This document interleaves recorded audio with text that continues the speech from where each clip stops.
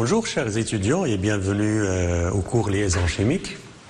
Aujourd'hui on va aborder le 4e chapitre sur l'hybridation.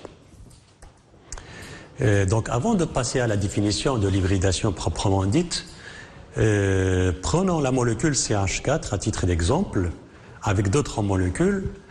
Dans ces cas-là, le carbone est tétravalent d'après l'expérience. Or, dans son état fondamental, sa couche de valence, elle présente la configuration suivante, 2s2, 2p2. Il ne peut donc effectuer que deux liaisons. Comment expliquer alors cette tétravalence si on admet que le carbone elle est dans l'état excité suivant, un électron sur la couche 2s et 3 électrons sur la couche 2p.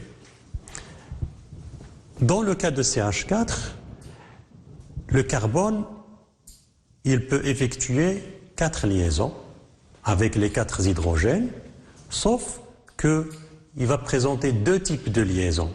Le premier type, c'est 3 liaisons qui vont avoir le lien avec les 3 hydrogènes. Ça, c'est le premier type. Et le deuxième type, c'est une liaison non orientée qui aura lieu entre la couche 2s et la couche 1s de l'hydrogène. C'est contradictoire à l'expérience. D'autant plus que la spectroscopie nous affirme que les 4 liaisons dans CH4 sont identiques, de même énergie et disposées sur des axes d'un tétraèdre régulier. Comment résoudre alors ce problème? C'est grâce à l'hybridation qu'on va expliquer cette problématique. Alors c'est quoi l'hybridation? C'est la fusion entre plusieurs orbitales atomiques, S, P ou D, pour donner naissance à un nouveau type d'orbital atomique dite hybride, identique et de même énergie.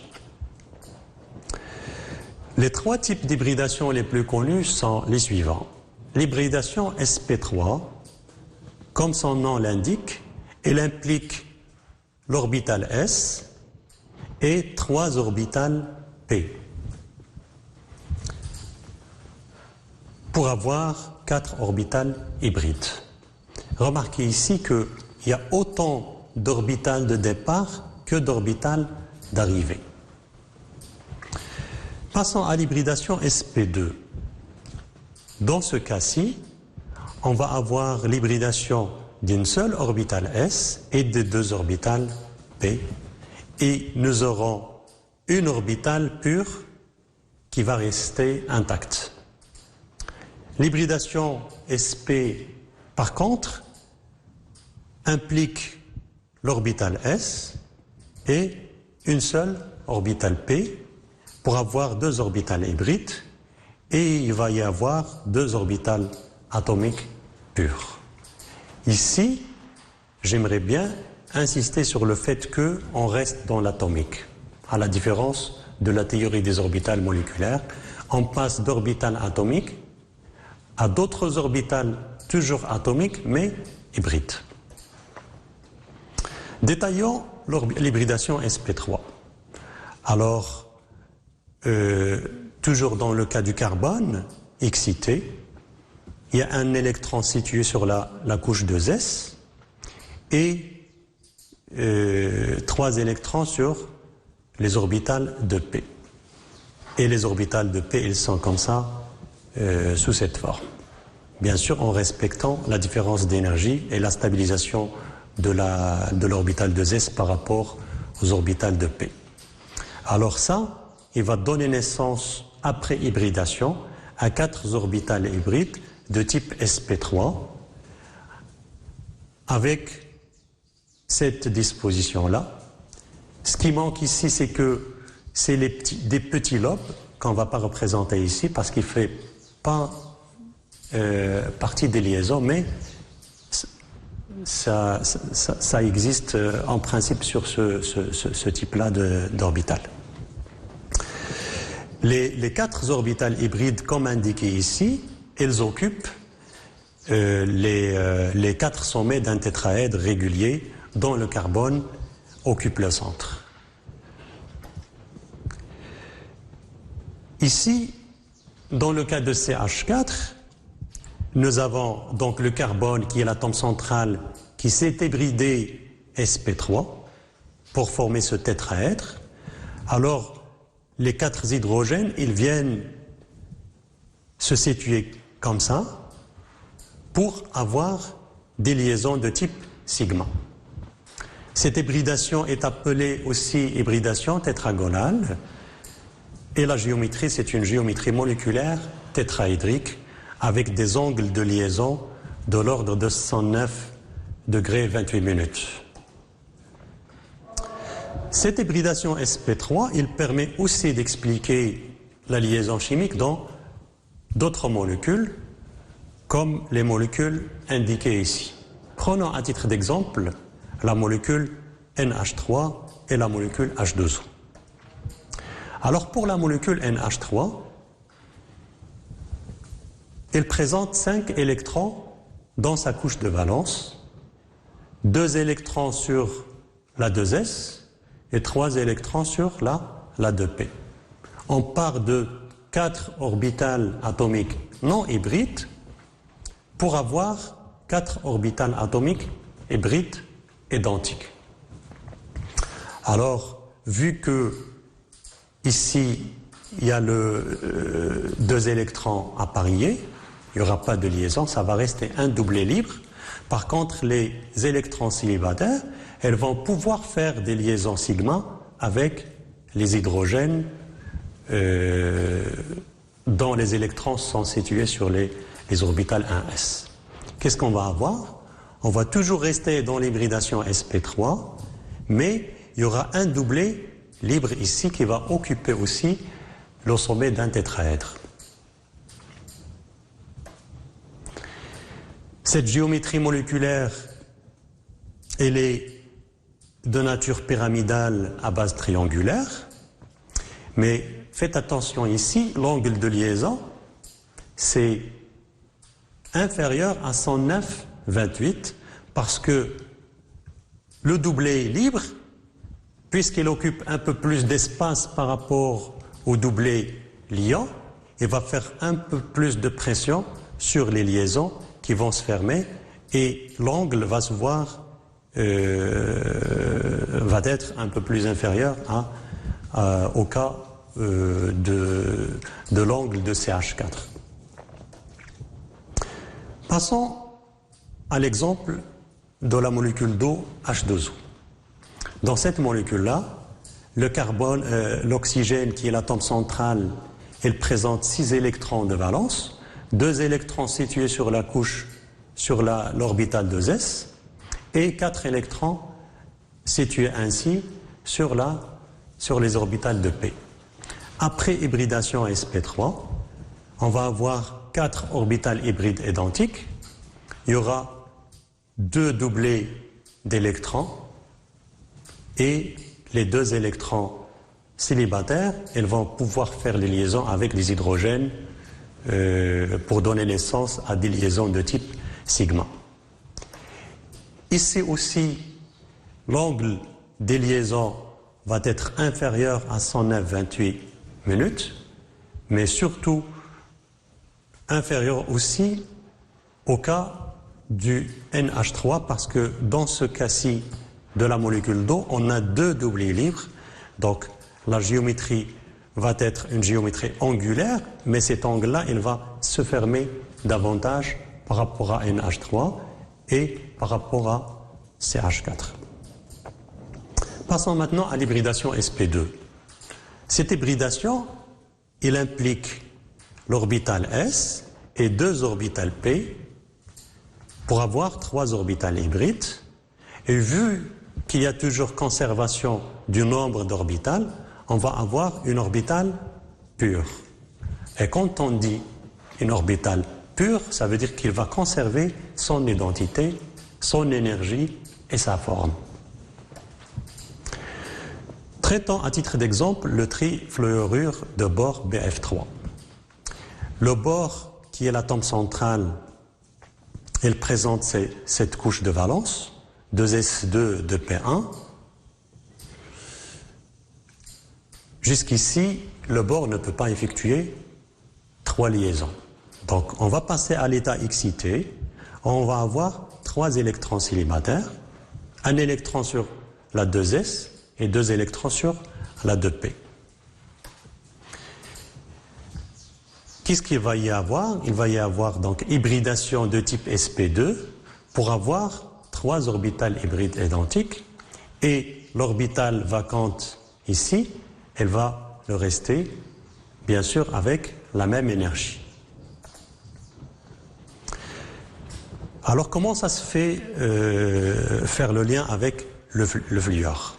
Les 3 orbitales hybrides qui comportent 3 électrons célibataires, ils vont faire des liaisons sigma avec les 3 fluors. Le fluor, il va impliquer ici les orbitales P dirigées vers les orbitales hybrides pour avoir des liaisons fortes de type sigma. Et l'orbital pur, il va rester perpendiculaire au plan XOY. Si on admet que le plan XOY, c'est le plan qui contient les liaisons BF, les 3 liaisons. Voilà. Et nous aurons cette représentation-là. Cette représentation présente les angles de liaison de l'ordre de 120 degrés. Et c'est une géométrie moléculaire plane. Traitons maintenant le cas de l'éthylène C2H4. On va désigner les 2 carbones Ca et Cb. Le carbone Ca à l'état excité, il présente 4 électrons. Il va subir l'hybridation sp2 pour donner naissance à 3 orbitales hybrides, dont le plan XOY, et une orbitale pure qui va comporter un électron. De même pour le carbone B dans son état excité, il va avoir la même disposition d'électrons. Maintenant, faisons le lien avec les hydrogènes. Nous avons 4 hydrogènes, 2 hydrogènes du côté de l'atome Ca et 2 autres hydrogènes du côté de l'atome Cb. Alors, d'abord, on constitue la liaison sigma entre les 2 carbones. Les liaisons que fait chaque carbone avec les 2 hydrogènes proches de lui. Qu'est-ce qui va rester? Il va rester les orbitales pures qui vont faire une liaison de type pi. C'est un recouvrement latéral entre ces orbitales pures qui vont rester conserver donc les mêmes caractéristiques des orbitales de type P. Il va y avoir cette géométrie-là. C'est une géométrie plane parce que la molécule, elle est plane et il est figé compte tenu de la présence de cette liaison pi. Les angles de liaison ici, HCC ou bien HCH, c'est de l'ordre de 120 degrés. Plusieurs autres exemples peuvent être traités de la même façon. Dans le cas du méthanal, le carbone central ici, il est hybridé sp2. Dans le cas du diazène ou bien diimide, les azotes sont hybridés sp2. Dans le cas de l'urée, le carbone central, il est hybridé sp2. Mais les azotes ici sont hybridés sp3, comme on a vu précédemment. Passons maintenant à l'hybridation sp. Dans cette hybridation-là, il y aura fusion entre 2 orbitales seulement. Une orbitale de S et une orbitale de P pour donner naissance à 2 orbitales hybrides de type sp. Il va y avoir donc 2 orbitales pures. Si on prend l'exemple du BeH2, l'hydrure de beryllium, Les deux hydrogènes, ils vont faire des liaisons sigma avec les deux orbitales hybrides et les deux orbitales pures, donc ils vont rester intacts. Ça va donner quoi donc? Ça va donner une hybridation diagonale et la géométrie, ça va être une géométrie moléculaire linéaire. Les angles de liaison HBEH, c'est de l'ordre de 180 degrés. L'acétylène C2H2 présente aussi la même hybridation SP. Voyons ici, sur ce schéma-là, le carbone Ca, malgré qu'il contient 4 électrons, il va y avoir seulement 2 orbitales hybrides et 2 orbitales pures. Et dans chaque orbitale, il y a un électron.